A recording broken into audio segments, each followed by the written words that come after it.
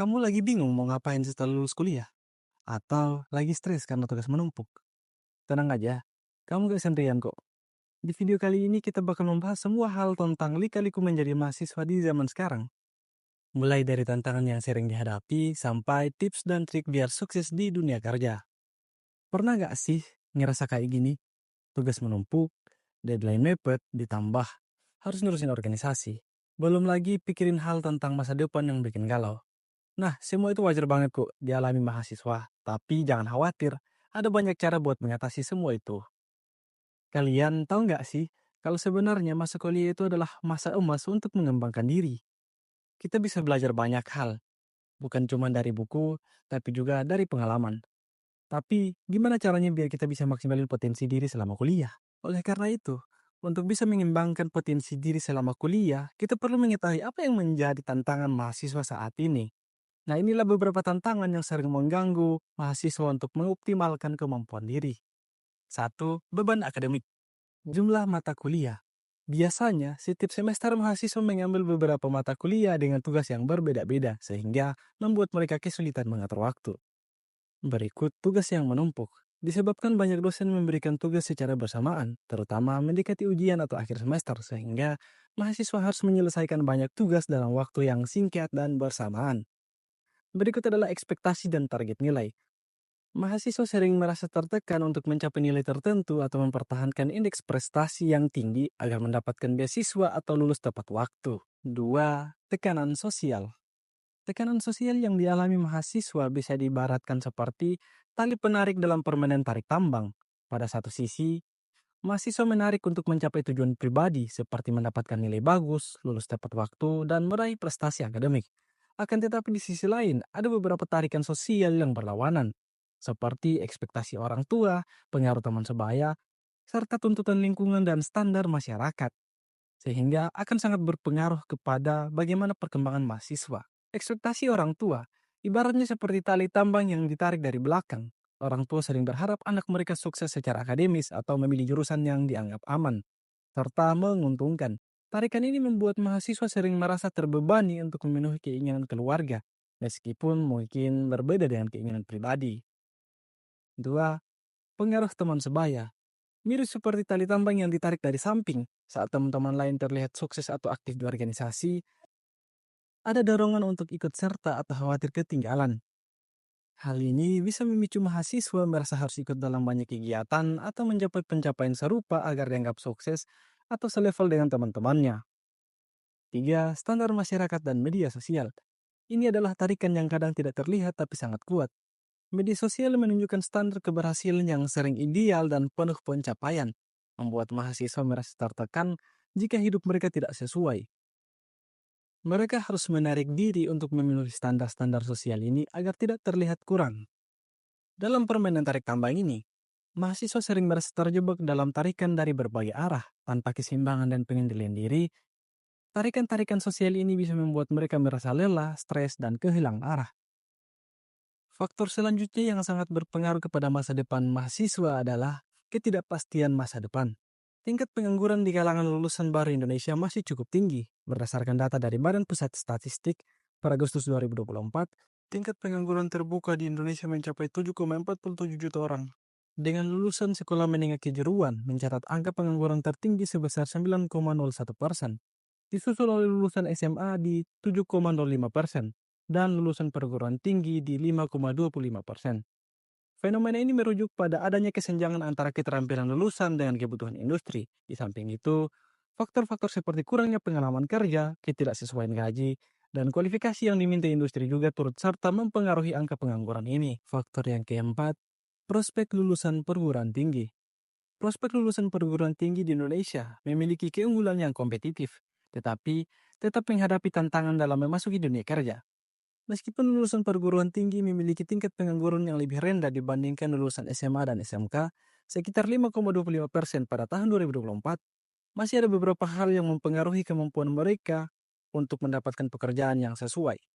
Faktor-faktor yang mempengaruhi prospek lulusan perguruan tinggi seperti yang pertama, keselarasan keterampilan dengan industri. Kebutuhan akan lulusan yang memiliki keterampilan khusus dan pengetahuan yang relevan menjadi sangat penting, terutama dalam bidang teknologi. kesehatan, dan sains terapan yang permintaan kerjanya meningkat pesat. Lulusan yang memiliki keahlian mengalami kelebihan pasukan kelulusan seperti bidang sosial atau humaniora. Berikut permintaan akan pengalaman praktis. Banyak perusahaan menuntut pengalaman yang membuat lulusan baru tanpa pengalaman praktis sulit bersaing. Selanjutnya adalah kemampuan adaptasi dan keterampilan digital. Di era digital, perusahaan mencari lulusan yang mampu beradaptasi dengan teknologi baru. Mereka yang menguasai keterampilan digital seperti analisis data, pemasaran digital, dan pengembangan perangkat lunak memiliki peluang yang lebih besar dibandingkan lulusan yang hanya memiliki keterampilan akademik yang tradisional. Berikut persaingan strategis di pasar kerja. Jumlah lulusan yang meningkat tiap tahun, terutama di kota besar, membuat persaingan untuk posisi yang diinginkan semakin ketat. Itulah beberapa masalah yang sering menghadang mahasiswa untuk mengembangkan potensi diri. Oleh karena itu teman-teman, berikut inilah solusi dan langkah konkret untuk mengatasi persoalan tersebut. Langkah konkret pertama, mengatasi beban akademik dan tugas menumpuk. Manajemen waktu yang efektif. Prioritaskan tugas berdasarkan urgensi dan kepentingannya. Pisahkan tugas yang harus dikerjakan dan yang bisa dikerjakan nanti. Selanjutnya gunakan aplikasi manajemen waktu, seperti aplikasi Google Calendar dan aplikasi lainnya. 3. Pecahkan tugas besar menjadi beberapa bagian tugas kecil sehingga lebih mudah dikerjakan. Selanjutnya, tetap menjaga kesehatan mental dan fisik dengan cara tidur yang cukup. Jangan korbankan tidur untuk mengerjakan tugas, karena kualitas tidur yang baik sangat penting untuk konsentrasi dan produktivitas. Selanjutnya, luangkan waktu untuk relaksasi. Cobalah meditasi, olahraga ringan, atau jalan-jalan untuk melepaskan stres. Keseimbangan antara kerja dan istirahat akan meningkatkan kualitas tugas yang kamu kerjakan. Selanjutnya, jangan ragu minta bantuan. Jika kamu merasa kesulitan, jangan malu untuk bertanya atau meminta bantuan kepada senior atau teman sekelas. Karena mereka bisa memberikan perspektif baru sehingga dapat membantu kamu menyelesaikan tugas dengan cara yang lebih mudah. 2. Menghadapi tekanan sosial dan ekspektasi orang lain. Pertama, fokus pada diri sendiri dan kenali tujuan pribadi. Karena dengan mengenali tujuan pribadi, kita dapat menjalankan perkuliahan sesuai dengan visi hidup kita, bukan dengan apa yang orang lain harapkan. Belajar mengatakan tidak pada hal-hal yang tidak sesuai dengan tujuan seperti ketika kawan mengajak nongkrong ataupun ngopi santai. Karena Anda perlu terlebih dahulu melihat apa yang menjadi skala prioritas dan tujuan agar waktu Anda bisa dioptimalkan. Hindari perbandingan sosial. Media sosial sering menunjukkan kehidupan yang ideal, tetapi ingatlah bahwa setiap orang memiliki perjalanan yang berbeda-beda. Fokus pada kemajuanmu bukan pada pencapaian orang lain. Pahamilah bahwa hidup sebagai realitas sesungguhnya, dan kalau bisa, kurangi main handphone yang berlebihan, karena sumber dari kecemburuan sosial bersumber dari penggunaan gadget yang berlebihan. Selanjutnya, komunikasi dengan keluarga. Jelaskan apa yang menjadi tujuan pribadimu kepada orang tua. Jika kamu merasa tertekan dengan harapan orang tua, cobalah untuk berkomunikasi dengan mereka secara terbuka. Jelaskan apa yang menjadi keinginan dan kenapa itu penting. Ini bisa mengurangi beban mental yang kamu rasakan. Berikut, tawarkan solusi dan kejelasan. Tunjukkan kepada orang tua bahwa kamu memiliki rencana untuk masa depanmu meskipun mungkin jalannya berbeda dari harapan mereka. 3. Menghadapi ketidakpastian masa depan dengan persaingan di dunia kerja. Yang pertama, bangun keahlian praktis sejak kuliah. Magang dan pengalaman kerja. Cari kesempatan magang atau proyek freelance selama kuliah untuk menambah pengalaman praktis.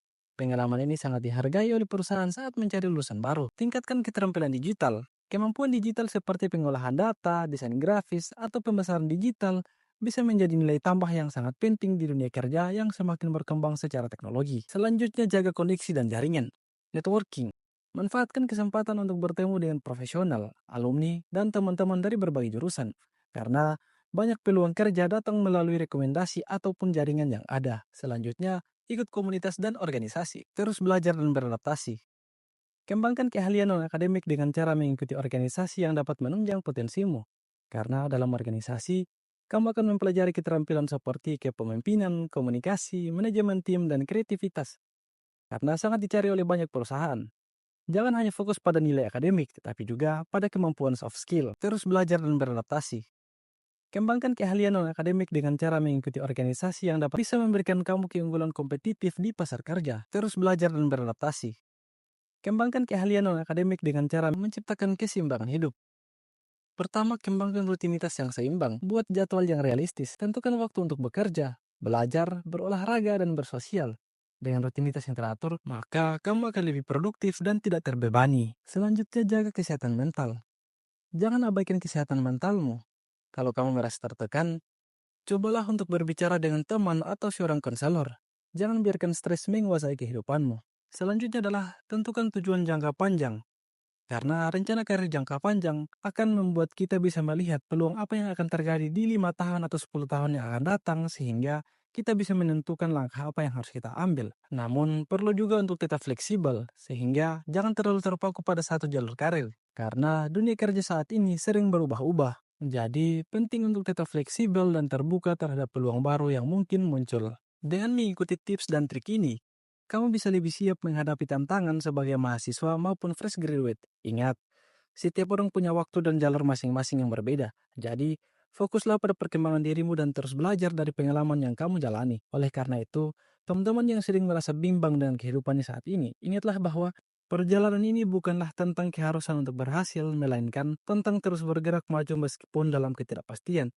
Karena setiap langkah kecil yang kamu ambil adalah bagian dari perjalanan menuju masa depan yang lebih cerah. Jangan ragu untuk terus mencoba berbagai hal, mengeksplorasi minat, dan belajar dari setiap pengalaman. Karena proses ini akan membentuk siapa dirimu nantinya. Persiapkan dirimu sekarang. Karena waktu yang kamu gunakan hari ini adalah investasi untuk masa depan. Tetaplah percaya pada dirimu sendiri, karena hanya kamulah yang bisa menentukan arah hidupmu. Jangan biarkan kebimbangan menghalangimu untuk terus berkembang dan meraih mimpimu. Waktu tidak akan menunggu, jadi manfaatkanlah setiap momen dengan sebaik-baiknya. Salam hormat dari kami, Ohya.id, telah melaporkan.